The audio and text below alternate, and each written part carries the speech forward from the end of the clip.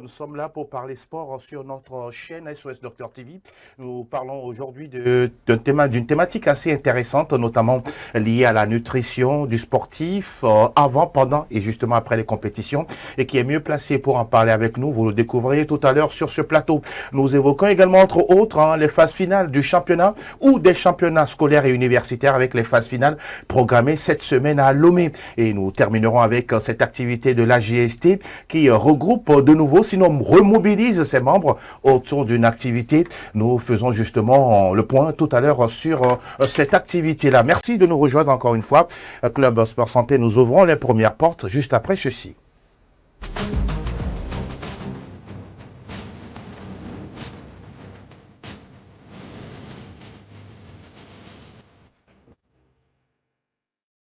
Nous nous intéressons d'abord à la nutrition du sportif, mais bien avant, nous prenons le temps de saluer nos invités en plateau avec nous. Nous avons Dr Kojo Avoulété, qui n'est autre que le secrétaire général de l'Association des journalistes sportifs du Togo. Docteur, bonjour et merci d'être avec nous ce jour. Bonjour Angelo, bonjour aux spectateurs de la télévision SOS Docteur. C'est un plaisir de me retrouver encore ici aujourd'hui pour parler des sports et de la santé. Pour ceux qui ne savent pas, vous étiez l'invité du premier numéro de cette émission. On a fait l'histoire. Vous vous en souvenez? Non, moi j'ai déjà oublié. Oh, d'accord. En tout cas, pas nous. Pas nous. Et merci encore d'être sur ce plateau pour échanger avec nous. Et nous avons également avec nous Dr Damien Couvaré. Docteur, bonjour à vous. Bonjour, bonjour au premier invité de TV. Bonjour à nos téléspectateurs. Oui, docteur, c'est vrai, vous êtes dans le domaine de santé, mais bon, on cessera quand même de vous demander, vous allez bien quand même? Très bien, c'est vrai que les médecins aussi ont besoin de meilleure santé. Exactement. Comment ça va? Ça nous fait plaisir en tout cas. On connaît votre agenda très très rempli, mais vous avez en tout cas pris le temps de pouvoir nous accorder quelques minutes pour parler de la nutrition, bien sûr, du sportif, qui est un élément très fondamental pour, voilà, c'est une question vague, mais vous confirmez que vraiment quand on parle de sportif et quand on parle de la thématique de la nutrition, ça reste un sujet, entre guillemets, presque éternel. Oui, et très important. Très important parce que on va au sport. C'est vrai qu'il y a le sport de plaisir, mais on va au sport aussi parce qu'on veut gagner. Et les performances du sportif tiennent compte de l'entraînement, mais tiennent compte aussi de la nutrition. Et bien entendu, pour bien s'entraîner, pour avoir les performances, pour avoir le muscle, pour être en bonne santé, pour gagner, il faut bien manger. Et donc la nutrition, il faut s'y attaquer très tôt, dans la formation comme dans la performance de nos joueurs pour que nous puissions avoir des résultats. Docteur Damien, on reste justement sur la thématique du footballeur. Par exemple, pour être plus précis, est-ce que la nutrition du footballeur est différente d'un athlète, d'un tennisman, d'un joueur de rugby? Oui, à quelque chose près. Parce que ce que nous mangeons, ce que nous avalons, les entrées, dépendent un peu de ce que nous allons dépenser. Et les dépenses énergétiques varient selon les sports. Un footballeur ne va dépenser obligatoirement plus d'énergie qu'un tennisman ou que quelqu'un qui va aller, par exemple, à cheval. Ou quelqu'un qui fait du vélo. Ou quelqu'un qui fait du vélo. Celui qui va faire du marathon va consommer obligatoirement plus d'énergie qu'un footballeur. Et même pour le footballeur, un peu, ça dépend des postes. Un attaquant, en termes de dépenses énergétiques, souvent, a plus de dépenses énergétiques que les défenseurs, par exemple. Et les défenseurs, bien entendu, ont plus de dépenses énergétiques que le gardien de but, par exemple. Donc, en fonction aussi des postes, nous faisons attention des fois à ce que le joueur doit manger, et préparer bien à l'avance les résultats du sportif. Là, franchement, je viens d'apprendre ça avec vous. Il ne faut pas avoir honte de le dire. Quand un attaquant doit se nourrir autrement qu'un défenseur, qu'un latéral, même qu'un gardien de but. Et pourtant, eux tous sont à la même table, souvent quand il faut dîner, par exemple. Oui, mais on fait plus attention à ce que mange l'attaquant.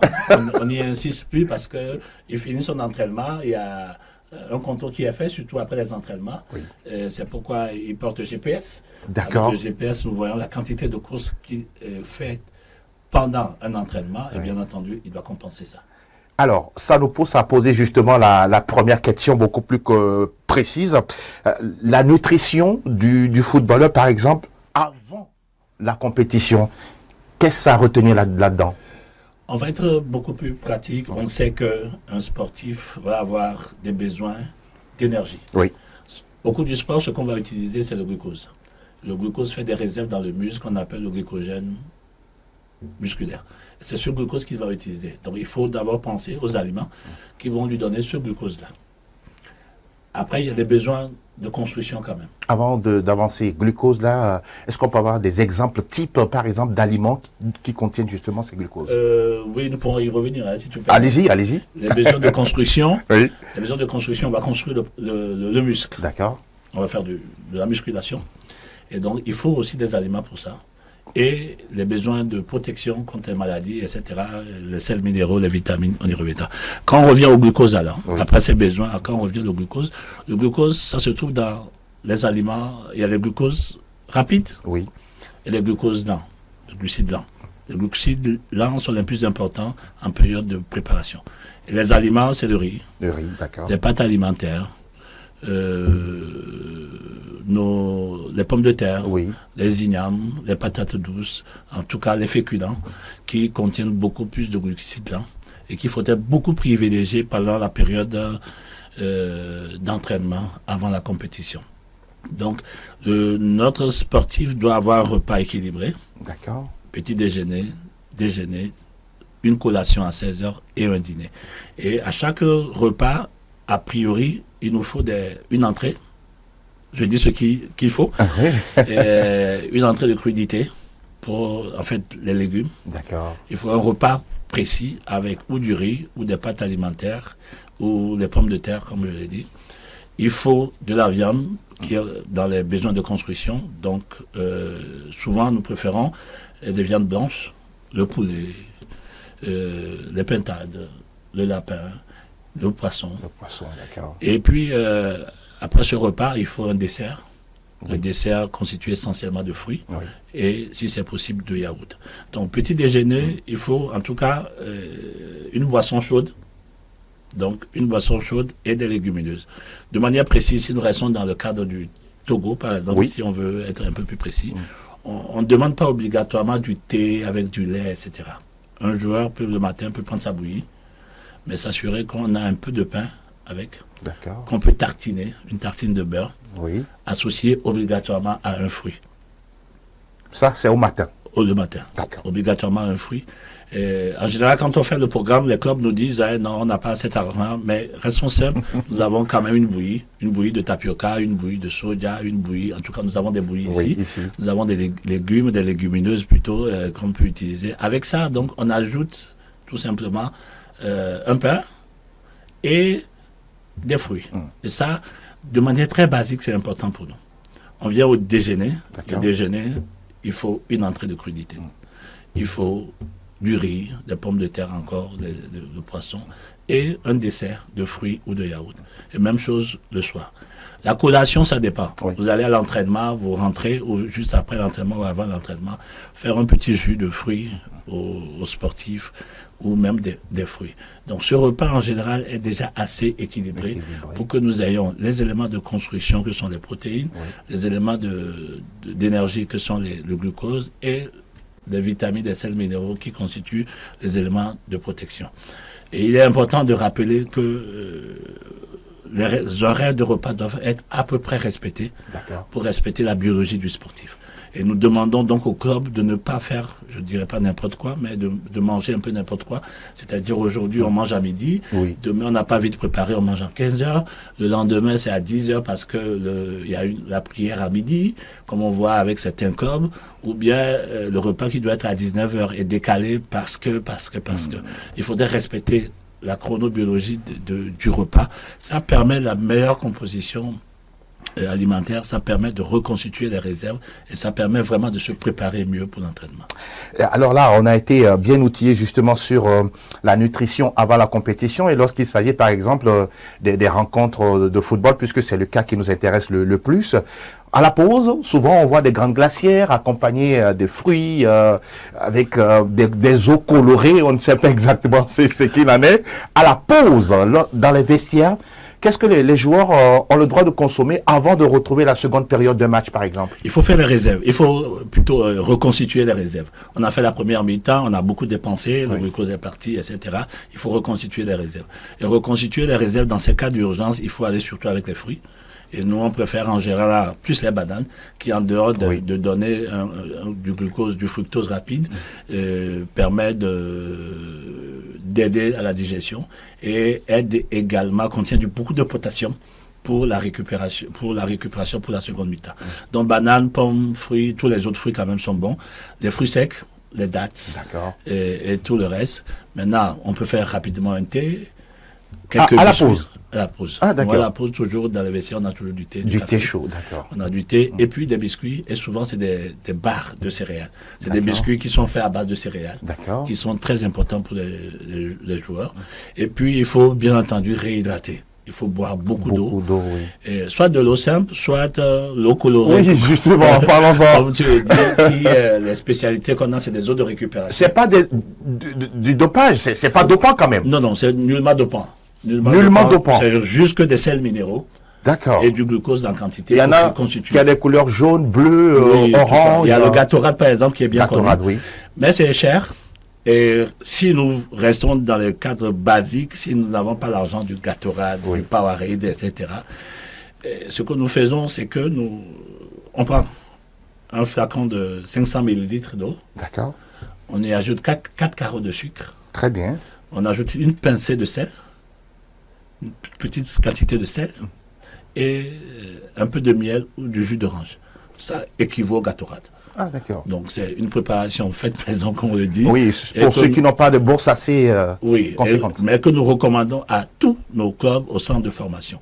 Un joueur qui joue à la mi-temps doit venir au match où le club doit préparer pour lui cette préparation qui permet de reconstituer 500 cc, c'est-à-dire un petit flacon d'eau de Vital, en tout cas le petit 500 cc, 500 millilitres, 4 carreaux de sucre dedans. Une poignée de sel. Une poignée de sel. Et une pincée, pardon. Une pincée, tout petit peu. Et du miel ou du jus d'orange ajouté. Mais c'est parfait, ça constitue toutes les réserves après la première mi-temps. Avant d'aborder la troisième partie, c'est-à-dire la nutrition post-compétition, docteur, je vous ai vu également suivre de manière très assidue. Docteur Damien, sûrement vous avez quelques indices ou quelques avis à donner. C'est très, très intéressant les avis et les informations données par le docteur Kouvaré. Je constate tout simplement que le défi il est grand et le challenge il est immense. Dans un contexte de football amateur où les clubs mettent les petits plats dans les grands, mais les clubs se débrouillent pour ne pas dire autre chose, je me demande si tout ce que le docteur a présenté tout à l'heure, si les clubs que nous avons sur place peuvent respecter tout cela. Et je me demande si tous les clubs peuvent offrir à leurs joueurs un petit déjeuner tel qu'il l'a décrit, un déjeuner tel qu'il l'a proposé, un dîner tel qu'il l'a proposé, et au milieu la collation davantage, parce que ici, tous les joueurs vivent chacun de leur côté. Et il y a des clubs où les joueurs ne se rencontrent que le jour du match. Il y a même des clubs où le jour du match, on les prend de ville en ville pour les amener au match. Donc vous voyez que c'est à ce niveau-là que je me suis posé des questions jusque-là.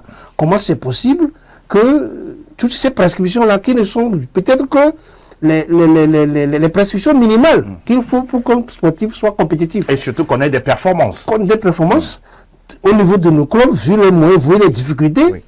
Comment donc ça veut dire que ces joueurs-là font des miracles en réalité. Ils font des miracles parce que je ne suis pas sûr que sur les 16 clubs de première division, 14 ou 12 offrent à leurs joueurs toutes les prescriptions que le docteur a énumérées tout à l'heure. Cela pose le problème structurel de notre football. Nous ne pouvons pas prétendre être compétitifs. Nous ne pouvons prétendre rivaliser avec, par exemple, les clubs qui rassemblent les joueurs dans un centre, dans un centre technique, dans un logement où tous les joueurs sont là, où il y a les cuisiniers, il y a les diététiciens, il y a les médecins. On ne peut pas vouloir compétir et rivaliser avec ceux-là, pendant que nous, sur place, nous nous débrouillons, nous n'arrivons pas à offrir l'aspect nutrition, on n'arrive pas à respecter ces conditions-là aux joueurs. Je ne veux pas dire que c'est perdu d'avance, mais je crois que c'est un vrai challenge pour notre football aujourd'hui. C'est vrai qu'au niveau de l'équipe nationale, ça peut aller de soi. Ça peut aller de soi. Mais au niveau des clubs, je reste perplexe parce que le cahier de charge est tel que je me demande Combien de clubs ici sont capables de respecter ce cahier de charges-là pour que les joueurs soient compétitifs, pour que les joueurs soient physiquement au point. Et qu'après le match, avant le match, qu'ils aient tout ce dont ils ont besoin au plan nutritionnel pour pouvoir répondre le jour du match. C'est un vrai challenge. Je me dis qu'on a du travail. Beaucoup de travail. La réalité également, c'est que pour le citoyen lambda, il ne voit pas tout ce dont nous parlons. Hein. Pour eux, c'est la performance sur le terrain. Les joueurs ne jouent pas bien. Le club ne fait que perdre. Or, il y a des éléments en amont qui contribuent justement à ces performances-là. Oui, absolument. Quand tu parles même la rapidité, il faut préparer les joueurs. Voilà. Quand tu prends la musculation, on en a parlé. Si même les joueurs mangent bien, mais qu'à la base, ils ne vont pas en salle de gym. Et quand nous faisons le point, beaucoup de clubs ne vont pas en salle de gym. Mais la salle de gym, ce n'est pas juste pour le plaisir. Oui. Quand le muscle est gros, il consomme plus d'oxygène, plus de glucose, et donc la performance augmente. Donc, un joueur de première division ne peut jamais se passer d'aller en salle de gym pour grossir le muscle. Un muscle qui est gros, il consomme plus d'oxygène. Et donc, le cerveau réfléchit mieux, puisque l'oxygène passe mieux. Il consomme plus de glucose, et donc, l'effort sur le terrain est beaucoup plus fourni. Ce n'est pas seulement pour avoir la carrure pour bousculer les gens. Ou être sur les réseaux sociaux avec. Pour pouvoir faire 45 bonnes minutes, il faut beaucoup de réserves dans le muscle. Et si le muscle est petit, il fait petite réserve. Si le muscle est gros, il fait beaucoup de réserves. Et donc, il passe les 45 minutes sans problème. Donc, on se rend compte qu'il y a beaucoup qui ne font pas de salle de gym. Donc, la préparation physique de nos athlètes est très importante et intimement liée à la quantité de glucose, de sucre consommé et à la préparation nutritionnelle de nos joueurs. Docteur, je sais que vous n'êtes pas dans le secret des dieux, mais est-ce qu'on va arriver à s'en sortir un jour? Il faut qu'on s'en sorte. On est en train de... C'est vrai que c'est difficile. On a participé aux réunions des présidents de club. On a expliqué tout ceci. On en a fait plusieurs fois à la fédération. On essaie... Ben, c'est le même problème. Hein, ils vont te dire qu'il n'y a pas de sous. Docteur, tu rêves. Mais bon, on rêve positivement toujours. Et donc, par rapport à ça, à la collation aux fruits, on s'est dit qu'en réalité, ce n'est pas trop difficile. Exactement. C'est vrai qu'aujourd'hui, les fruits commencent à être de plus en plus chers, mais en réalité, les présidents de club peuvent faire l'effort pour cette nutrition importante des sportifs. Maintenant, on y reviendra sûrement pour les sportifs eux-mêmes, il ne faut pas des erreurs de nutrition. On va en parler tout à l'heure. Et sur le sujet, je crois que notre paramètre aussi, c'est que, ici, par exemple, j'en ai parlé plus tôt, beaucoup de joueurs vivent chez eux. Et ils ont une habitude alimentaire. Et personne ne contrôle ce qu'ils mangent à la maison. Personne ne contrôle ce qu'ils font à la maison. Peut-être qu'ils ont un entraînement à 15 heures, mais ce qu'il a fait juste de 6 heures à 15 heures, le coach ne le sait pas s'ils ont un médecin. Je ne sais pas si tout le club a un médecin aujourd'hui, des kinés, oui. Mais des médecins, je ne sais pas s'ils en ont, tous n'en ont pas. Non, je ne crois pas que tous ont un médecin. Des kinés, oui. Mais le médecin ne peut pas savoir ce qu'il a fait de 6 heures à 15 heures. Or, de 6 heures à 15 heures, il peut avoir fait des choses qui compromettent totalement ce que le coach, ce que le kiné va mettre sur le terrain en 2 heures d'entraînement. Vous voyez ça? Donc, ça complique l'équation. Une question d'autodiscipline qui s'impose. Non seulement ça, mais une question structurelle. Je crois qu'on peut s'en sortir, il faut qu'on aille au professionnalisme. Très important. C'est extrêmement important. Autrement, en situation d'amateur, vous ne donnez pas aux joueurs les moyens dont il a besoin pour avoir un certain niveau de vie, pour avoir un certain train de vie. Vous ne lui donnez pas les moyens dont il a besoin pour s'imposer un certain nombre de choses. Vous n'allez pas lui demander de se faire ce qu'il ne peut pas faire quand vous lui payez 50 000 francs CFA. Donc ça devient compliqué structurellement, c'est compliqué. Donc c'est à ce niveau-là structurellement, il y a un autre challenge de plan structurel qu'il faut relever pour que ces conditions, ces prescriptions-là puissent être respectées par chaque club. Parce que quand ça devient professionnel, quand il y a les sous, quand il y a les investisseurs, le club qui ne se met pas au diapason, il va tomber. Absolument. Il va tomber. Donc tout le monde sera obligé de faire les efforts qu'il faut quand les conditions seront mises sur la table pour que tout le monde puisse respecter ces conditions-là. C'est une thématique en tout cas qui reste toujours d'actualité, quelle que soit la discipline dont on parle. Alors on va évoluer justement, on a parlé de la nutrition avant la compétition, pendant et maintenant, la nutrition post-compétition. Pour justement, parce qu'après tout, même si vous gagnez un match, c'est que le joueur ou l'athlète doit repenser à récupérer. Exactement. Dans la récupération, il faut d'abord une désintoxication. Une désintoxication qui va prendre, disons, 24-48 heures, 2 jours. Et dans cette désintoxication, il y a la désintoxication et puis il y a la reconstitution. C'est-à-dire, il faut se faire sortir les toxines. Le muscle a fait de l'effort. Il y a des déchets qui sont restés dans le muscle. Il faut les faire sortir. Ça tient compte du décrassage que le coach fait, mais ça tient aussi compte de beaucoup de ce qu'il va manger et reconstruire aussi les protéines. Donc, désintoxication, il faut d'abord boire beaucoup. Ça, c'est important. Premier élément. Premier élément, boire beaucoup. Boire beaucoup d'eau. Les 24 heures après, il faut éliminer les déchets azotés. Donc, on ne peut pas jouer et le lendemain manger encore de la viande. D'accord. Il faut laisser l'azote le lendemain du match. Donc, ce qui est très adossé, le haricot, les viandes rouges. Oui. Parce que le joueur est en phase de désintoxication. Il faut que le muscle se libère.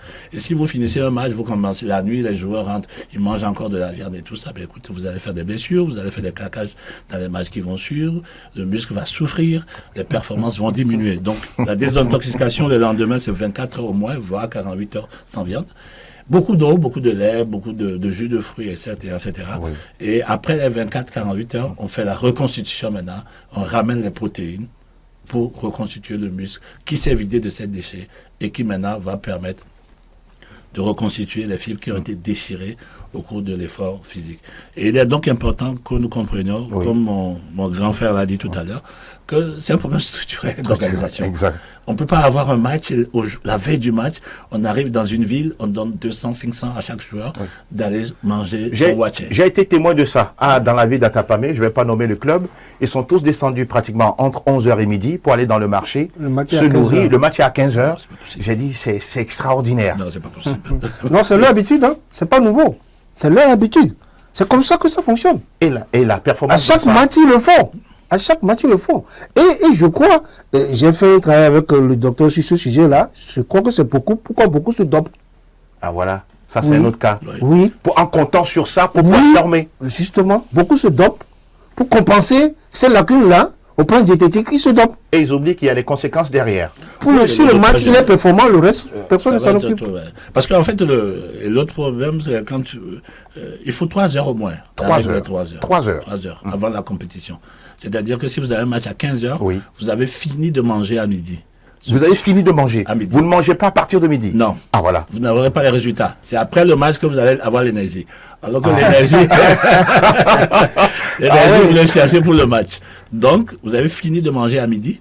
Et donc, peut-être repas à 11h ou au pire 11h30. Au pile 11h30. Que à midi pile, vous avez fini de manger. Et 3 heures après, il y a la vacuité d'abord de l'estomac. L'estomac libéré un peu, vous êtes plus léger. Il y a le glucogène qui passe réellement dans le muscle après 3 heures de temps. Et vous aurez donc il y a des erreurs là qui se font. Que les joueurs mangent à midi, 13h, juste avant un match de 15h. Ce n'est pas possible. Donc les erreurs aussi, c'est qu'au moins le jour du match, il faut respecter le riz, les pâtes, les pommes de terre et surtout poulet, poisson. Jamais de viande rouge la veille et le jour du match. Ça, c'est pas possible. Rien que du poisson et du poulet la veille du match et le jour du match, au minimum. Il n'y a pas de friture la veille du match. On ne peut pas faire, par exemple, colico, Amanda la veille du match. Ah oui, il y en a qui adorent ça. Mais encore que colico ici, ça paraît comme quelque chose de luxueux. Oui. Donc les joueurs, le sentiment qu'ils ont bien mangé la veille du match. Vous voyez ça? Ce n'est pas faux. Hein? Tout le monde a le sentiment qu'on a bien, on a fait à manger, on a bien fait à manger aux joueurs. Parce qu'on leur a proposé colico. Les frites avec la fourchette justement à table. Comme tu le dis, c'est donc depuis la base qu'il faut former les enfants. Exactement. Parce que le joueur qui s'est habitué à ça, il va venir te dire, même à l'équipe nationale, je parle des locaux, pas des grands, que c'est ce qu'on a fait pour jouer jusqu'à ce niveau. Mais à ce niveau, c'est un grand niveau. La vitesse est plus rapide.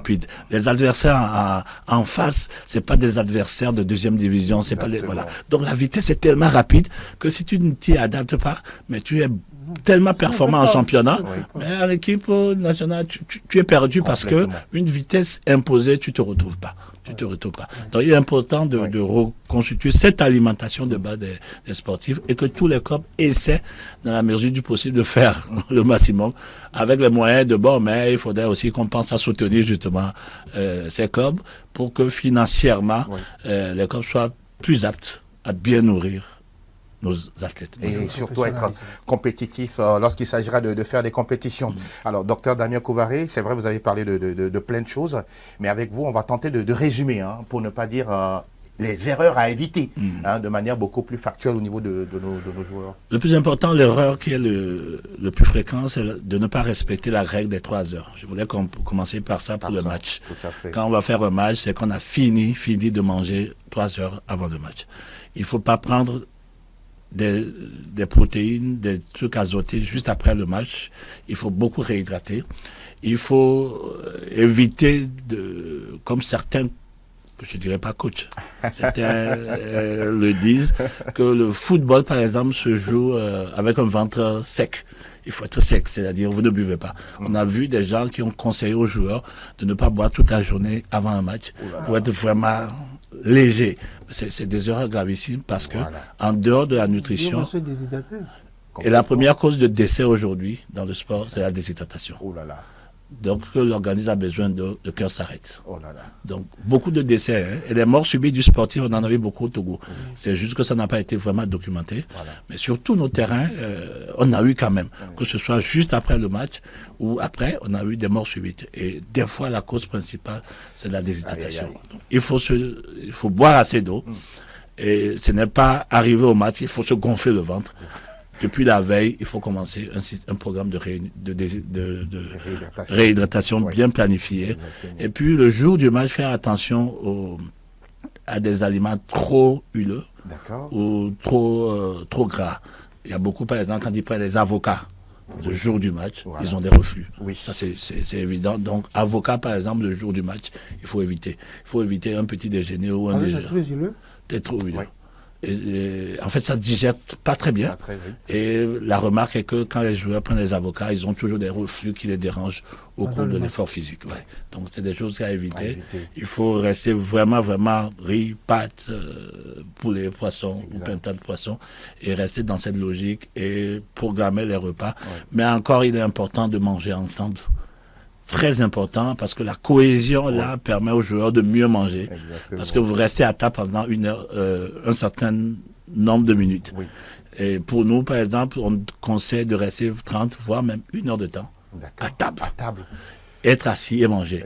Et donc on oblige tous les joueurs à rester longtemps pour que tout le monde ait pratiquement fini de manger. Ça oblige à manger.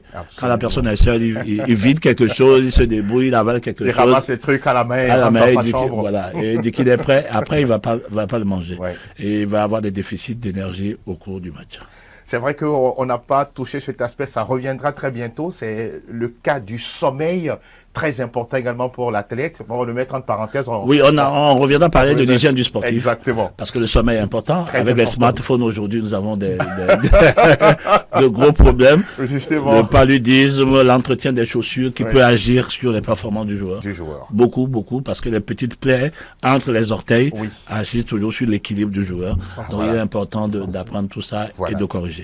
On a appris avec vous, docteur Damien Couvaré. Franchement, mille merci pour la disponibilité. Un plaisir pour moi. Mais on espère vous revoir très bientôt. Il faut qu'on parle d'autres choses. D'autres choses beaucoup plus importantes aussi. Merci infiniment. Le plaisir pour moi. On se dit à très bientôt. Merci bien. Nous allons continuer cette émission Club Sport Santé. Dans quelques instants, nous allons aborder d'autres thématiques. Le temps de retrouver l'actu nationale, le jingle. Et juste derrière, à tout à l'heure.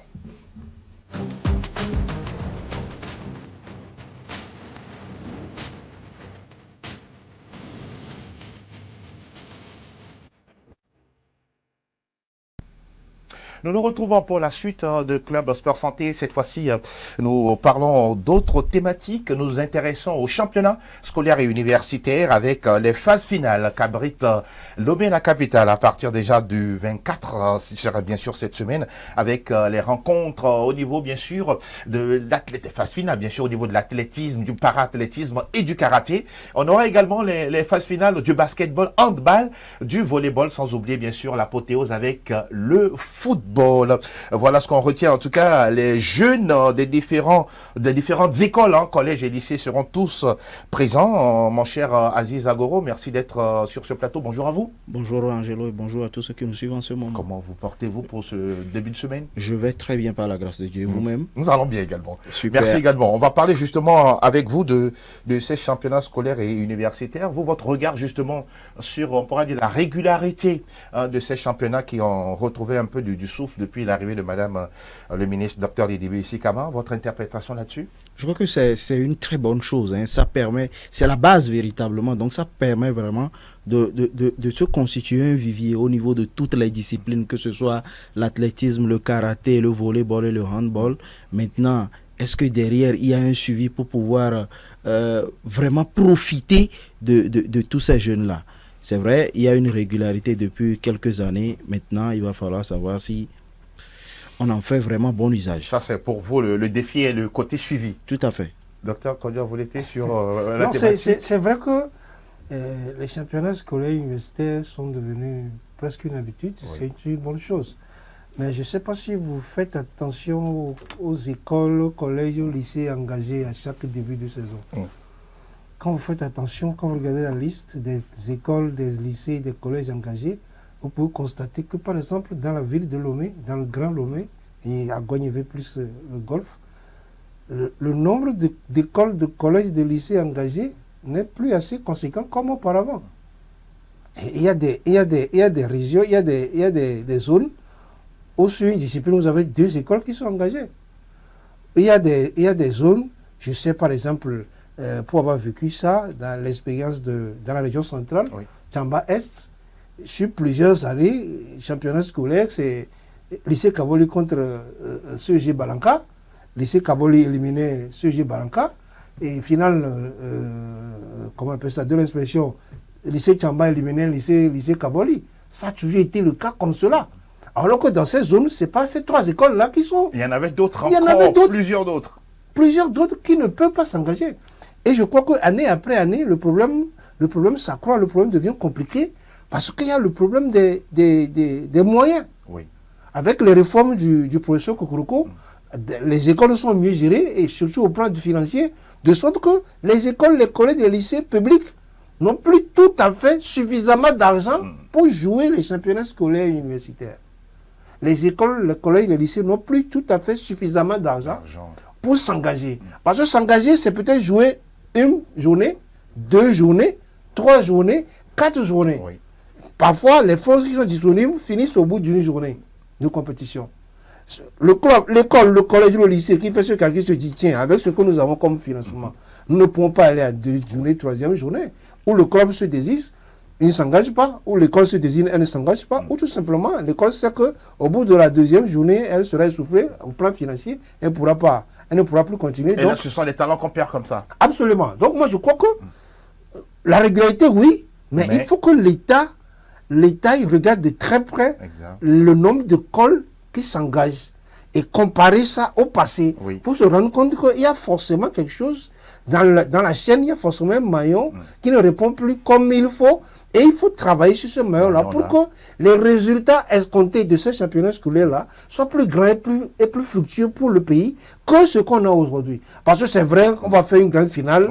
L'université de Lomé va perdre balle, l'université de Kara, le lycée Koulondé, le lycée, je ne sais pas, Pangalam va battre le lycée Nyokonakwa, mais le lycée technique de Lomé. On va applaudir, c'est vrai. Mais au-delà de ces 2 lycées, il y a encore des talents dans d'autres lycées. Ils sont laissés sur le carreau. Et ces élèves n'ont pas pu compétir parce que l'école n'a pas pu s'engager. Pourquoi l'école n'a pas pu s'engager? Faute de moyens. C'est des questions structurelles sur lesquelles il faut travailler pour que ces championnats scolaires-là soient plus fructueux et plus utiles pour les sports. Pour les sports et surtout plus inclusifs. C'est très très important.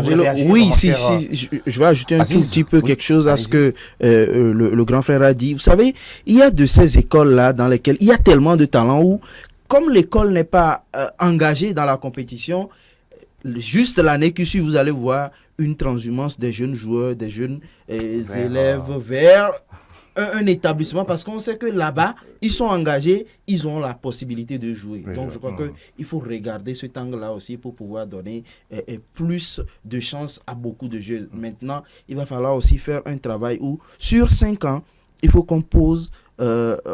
qu'on fasse un diagnostic en fait, qu'on dise qu'on a joué sur 5 ans, sur les 5 ans, il y a tel jeune de telle école qui est sorti et qui a joué ici, et on essaie de faire une certaine un certain parcours de ce jeune-là. En disant que c'est un produit. C'est un produit des championnats universitaires et donc ça pourra motiver tous les autres jeunes. Et surtout dans plusieurs disciplines. Il n'y a pas que le football. Hein. Tout à fait. Oui, allez-y, pour conclure rapidement. Oui. Le défi aussi, c'est il faut que le ministère des Sports, par exemple, se donne le défi de financer ces championnats scolaires. C'est-à-dire que l'État, mais le ministère des Sports, finance chaque école qui s'engage, prend en charge les déplacements. C'est ça qui coûte aux écoles. Bien sûr. Les déplacements des élèves. L'hébergement, la restauration. Comme c'est dans une inspection, le côté médical. L'hébergement n'est pas forcément... Ils peuvent quitter le matin, aller jouer le soir, revenir. Le déplacement des équipes, la restauration des joueurs. Il faut acheter de l'eau, il faut le nourrir. Bien sûr. Le docteur Kouva a parlé tout à l'heure de ce qu'il faut. Donc il faut respecter ça, c'est l'ardoise qui s'alourdit. Mais je crois qu'au plan du ministère, pour le ministère des Sports, ce serait intéressant de financer les écoles pour ces championnats scolaires. Je crois que ça va doubler non seulement la participation, mais les résultats escomptés seront encore plus grands si chaque école sait que si je m'engage, j'ai les moyens pour me déplacer, j'ai les moyens pour acheter de l'eau aux joueurs, j'ai les moyens pour peut-être leur offrir ceci ou cela pour les intéresser. Beaucoup d'écoles vont s'engager et c'est beaucoup de talents qui seront dans ces compétitions-là. Parce que si vous avez seulement 2 ou 3 écoles qui s'engagent, vous allez voir peut-être que vous avez les meilleurs, mais il y a d'autres meilleurs qui sont cachés quelque part. Donc il faut que moi, j'espère, et j'attends que le ministère des Sports aille plus loin. Les championnats scolaires universitaires, c'est bon, mais il faut repenser l'organisation et chercher par exemple de l'argent à mettre à la disposition des écoles. Ce n'est pas impossible. Pour l'instant, en tout cas, ils ont tout un parterre, en tout cas, de partenaires. On espère justement après la phase du 26 ou 28 juin, on aura les responsables sur ce plateau pour justement décortiquer cet aspect de l'organisation. Oui, c'est très important parce que, quand on parle des références aujourd'hui, en tout cas dans les années 70-80, tous sont passés par les championnats scolaires et universitaires. Mais on va avancer pour parler de l'activité de l'AJST avec une forme de remobilisation des membres. Il y a une activité prévue le 5 juillet. Docteur Voleté, vous êtes là bien sûr en tant que secrétaire général de l'association des journalistes sportifs du Togo. Justement d'abord, c'est quoi? Vous êtes parti de quel constat pour remettre une telle activité en place? C'est dans le contexte du 2 juillet.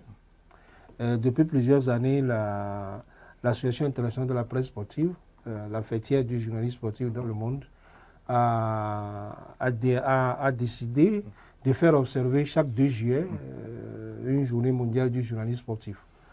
C'est une journée au cours de laquelle le monde entier fait le bilan de ce que la presse sportive apporte comme contribution à l'essor des sports dans le monde. C'est une journée aussi au cours de laquelle on prend un peu de temps pour réfléchir aux conditions de vie et de travail des journalistes sportifs à travers le monde. Et c'est dans ce contexte que la GST, pour une seconde fois, je crois que ça fait la seconde fois que nous allons observer cette journée. La première fois, on avait autre activité, la première édition de l'Expo Photo Parcours. C'était dans le hall de l'hôtel 2 février. Cette fois-ci, on n'a pas autant de moyens que cette année-là. Donc, l'idée est remise sur le tapis. Donc, ce que nous voudrons faire pour commémorer cette journée du 2 juillet, de chaque année, qui est la journée internationale du journalisme sportif, c'est, si les moyens le permettent, on va tenir un symposium sur une thématique liée aux défis actuels du journalisme sportif. Mais ce dont nous sommes sûrs aujourd'hui, c'est que le 5 juillet, nous voulons rassembler les journalistes sportifs membres de la GST pour faire le point. Et vous savez que l'année dernière, en 2024, ça devait être en 2023, l'association a fêté ses 50 ans de vie. Donc il y a eu une série d'activités pour commémorer le jubilé. Mais depuis après le jubilé, on n'a pas fait le point. Donc on a saisi l'occasion également du 5 juillet pour rassembler les membres de la GST, pour faire le point, les 50 ans de vie de la GST. Qu'est-ce que nous avons fait? Qu'est-ce qu'on n'a pas pu faire? Quels sont les défis aujourd'hui? Défis au plan technologique, défis au plan matériel, défis au plan de la vie, de la suivi du journaliste. Et à court terme, qu'est-ce que la GST doit devenir?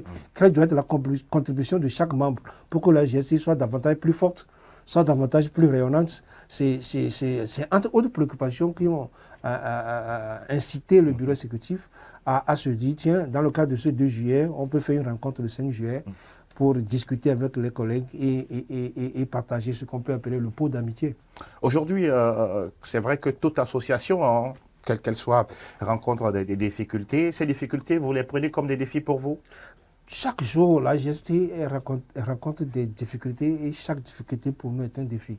Et je crois que si on a pu suivre pendant 50 ans, c'est parce que les pionniers, Feu de Vitubiakou, Messa Nyamé, Lawson Boevi et tous les autres, ont monté de la résilience.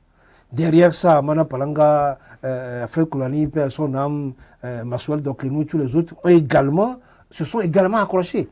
Après ça, Hans Masro, le bureau des présidents Hans Masro, Noël Tarignon et Meikbe, tout ce monde-là s'est accroché et nous avons pris le flambeau. Nous nous accrochons aussi. Chaque difficulté pour nous, c'est un défi. Et nous travaillons au quotidien pour relever ces défis. On ne baisse pas les bras. C'est vrai que les défis, parfois, ça te donne le sentiment de tout laisser tomber. Oui, tout à fait. Mais on n'a jamais laissé tomber. Et nous espérons que derrière nous, ceux qui viendront aussi ne laisseront pas tomber. Et que chaque jour pour eux sera une bataille pour faire de la GST quelque chose faire de la GST une forteresse imprenable. C'est possible. Et tisser chaque jour la toile de l'association qui va la faire rayonner davantage. Les difficultés, ça ne manque pas, c'est quotidien et elles sont énormes sur tous les plans. Exact. Mais nous y travaillons, nous ne baissons pas les bras. Nous faisons comme au judo, nos faiblesses deviennent pour nous nos forces. Et nous travaillons comme ça, nous avançons comme ça. Le rendez-vous, vous dites, c'est le 5 juillet 2025 pour justement rassembler, voire remobiliser les membres de cette association. Vous connaissez la GST? Vous êtes déjà membre? Non? Oui. Pas encore, mais c'est une très belle initiative de la part de cette association. Je retiens fondamentalement 2 choses dans le développement de M. Avoulété. Oui. Le fait de vouloir parler des conditions de vie et de travail des journalistes, ça c'est très important. Et ensuite, il y a de cela quelques années, on a réussi à faire quelque chose au niveau dans le rôle de l'hôtel de février. Aujourd'hui, comme il a dit, il n'y a pas de moyens. Ça aurait été sous d'autres si on dira qu'il n'y a pas de moyens, on ne peut pas faire. Mais aujourd'hui, ils ont trouvé la bonne formule, ils ont réorganisé la chose avec le peu de moyens qu'ils ont. Et je crois qu'il va falloir les soutenir. Parce que quand vous allez ailleurs, comme au Sénégal, l'association sportive des journalistes, l'association des journalistes sportifs du Sénégal, c'est une association très puissante, très puissante, qui a son mot à dire dans le football sénégalais. Donc je crois qu'il va falloir soutenir tout ce que entreprend cette association. En tout cas, beaucoup de courage à vous. On vous retrouvera très bientôt pour parler toujours justement de l'après 5 juillet et tout ce qui va contenir en tout cas cette activité au niveau de l'association des journalistes sportifs du Togo. On va terminer notre émission avec cette nouvelle-là qui est tombée.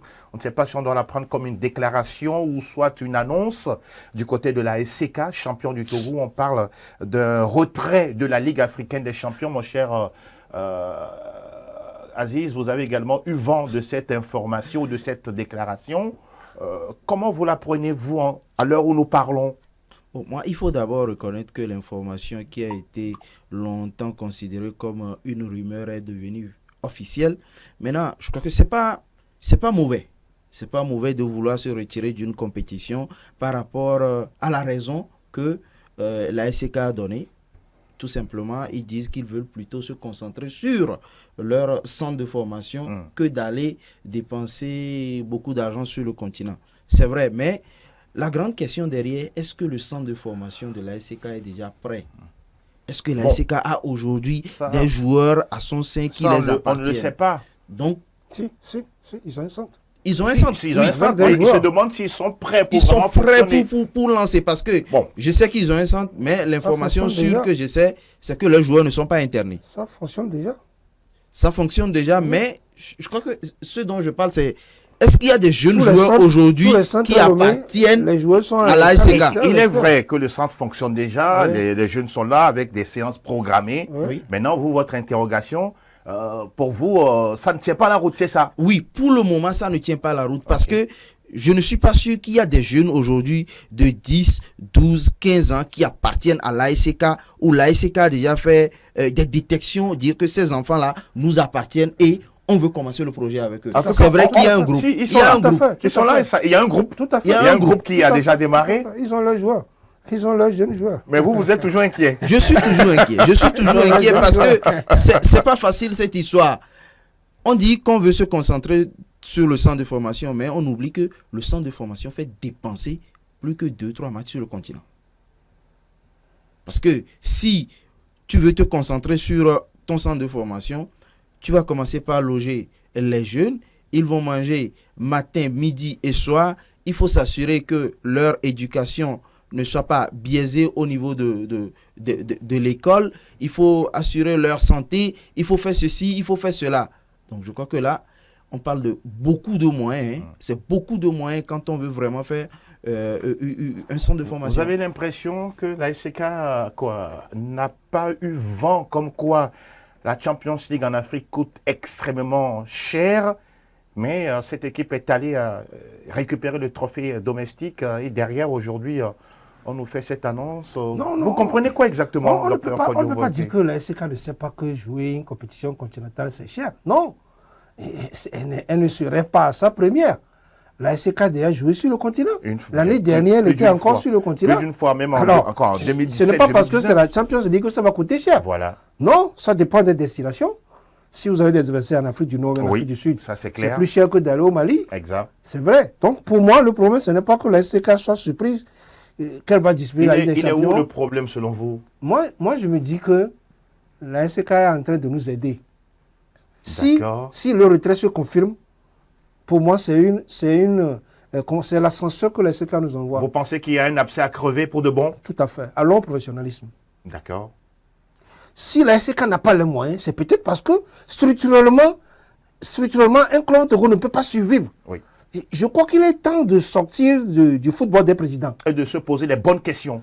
Il est temps de sortir du football des présidents. D'accord. Si le président est dans la dèche, le club n'existe pas. Si le président meurt, le club meurt. Si le président dit je n'ai plus d'argent, le club ne joue pas. Il faut qu'on sorte du football des présidents. C'est pour cela que moi je dis, si tant est que la SCK a fait une annonce, je ne sais pas si ils vont comment on appelle ça, ils vont tourner Kazakh plus tard, je ne sais pas. Mais n'empêche, sur le moment pour moi, c'est une aide qu'on fait à ce pays-là. Une vraie sonnette d'alarme. Pour qu'on réfléchisse vraiment. Vous imaginez depuis combien de temps on a lancé comme ça, comme l'histoire du professionnalisme? Oui, tout à fait. Les gens n'ont pas mis tout ce temps-là pour aller dans le professionnalisme. Nous, on est là depuis 5 ans. On a dit professionnalisme. Ça tourne, on recule. On ouvre le chantier, on ferme. On ouvre le chantier, on ferme. Nous y voilà. Si nous allons dans le professionnalisme, on va créer les conditions pour que des gens extérieurs au club puissent investir. Exactement. Ce sera pour le football des présidents. Mais il y aura les sociétés, on va créer les conditions pour que les sociétés mettent de l'argent dans le football, mettent de l'argent dans les sports. Si la SCK avait 2 partenaires, sociétés multinationales ou nationales, qui ont suffisamment de moyens, la SCK ne dirait pas je ne joue pas. Ouais, peut-être un budget de 120 millions. La SCK pour moi, on ne va pas leur jeter la pierre. Parce que ce n'est pas facile de sortir de l'argent. Pas du tout. Et ne rien avoir en retour. En retour. Donc, c'est le moment pour le Togo de se dire, tenez, allons-y au professionnalisme. Qu'est-ce qui empêche Il est temps, désormais. Il est temps. Allons-y. Allons-y. Autrement, l'année prochaine, on ne sait pas encore ce que Boris lui va décider. Oui, bon, justement, on ne sait pas. Se dit nous parlons tous de la SCK. La SCK, parce qu'entre-temps, le président d'honneur, c'est un monsieur qui sort beaucoup de sous. Boris maintenant, 2e du classement Coupe CAF. Et on a l'impression qu'on a les oreilles très ouvertes là. Oui, on parle plus de la SCK. Le bon parti de la décision de la SCK si cela se confirmait. D'accord. Et pour moi, le bon parti à tirer de cette décision-là, c'est de réfléchir autrement à la façon dont nous jouons le football ici. Le monde a évolué. On ne peut pas être dans ce football amateur. Et je crois qu'aujourd'hui, on est le seul dans la sous-région. Oui. Peut-être dans l'UEMOA, hormis la Guinée-Bissau, dont je ne sais pas grand-chose. Dans l'UEMOA, par exemple, on doit être les derniers à ne pas être professionnels. Absolument. On ne peut pas continuer. Et nous cherchons à gagner le tournoi de l'UFOA. Nous cherchons à gagner le tournoi de l'UEMOA. Nous cherchons à gagner, à aller en phase de poule. Mais nous sommes restés amateurs, nous seuls. Pendant que les autres, ils sont allés. Le football de haut niveau est très exigeant. Très exigeant. Mon cher Aziz, justement, vous voulez développer une idée rapidement? Oui, en fait, c'est quoi? On parle plus de l'ASK parce que c'est l'ASK qui est habitué à ce genre de compétition. Pour Boulousou, par exemple, c'est une première expérience. Ils ont envie vraiment d'aller... Ils vont trouver les moyens pour vous. Oui, ils ont envie d'aller un tout petit peu s'afficher ou bien se faire voir sur le continent. Mais comme M. Avoul l'a dit, il faut sortir d'un cadre. Oui. Parce que là, l'argent va sortir de la poche d'une seule personne, le président. C'est incroyable. Et quand il va faire les calculs, quand il va descendre les chiffres, à un moment donné, il va dire, tiens, on ne peut pas s'engager. Même les épouses et puis les enfants qui vous disent, mais papa, tu sors tout le temps des millions, mais à la maison, on a faim. Bon, ce sont des éléments. Mais pour l'instant, on reste en tout cas tout de suite en se demandant est-ce que vraiment les premiers décideurs, sinon l'État togolais va vraiment secouer le cocotier pour que vraiment on puisse déclencher le processus de professionnalisation de notre football. La question demeure. Pour l'instant, la SCK l'a dit. Boulousou, pour l'instant, muet. On attend de voir dans les heures, dans les jours à venir, ce qu'il en sera. Messieurs, on va mettre un terme à ce nouveau numéro de Club Sport Santé. Aziz Agoro, merci beaucoup d'être passé. C'est moi qui vous remercie. Et mon cher docteur, comment vous l'étiez, merci également à vous. Merci Angelo, merci à SOS Docteur TV. Et j'espère qu'on aura le temps de se retrouver sur ce plateau. Très très vite, en tout cas, dès que vous êtes disponible. Nous, on va vous accueillir avec grande joie. Voilà, c'est bien terminé pour ce jour. On prend le temps, en tout cas, de remercier tous ceux qui ont travaillé autour de ce nouveau numéro, notamment Patrick, Apollinaire, Sylvain Fernand et le grand aîné ici, Foukenanou. On vous souhaite de passer d'excellents moments en compagnie, bien sûr, des programmes d'SOS Docteur TV. Bonne santé à toutes et à tous. À très bientôt. Bye bye.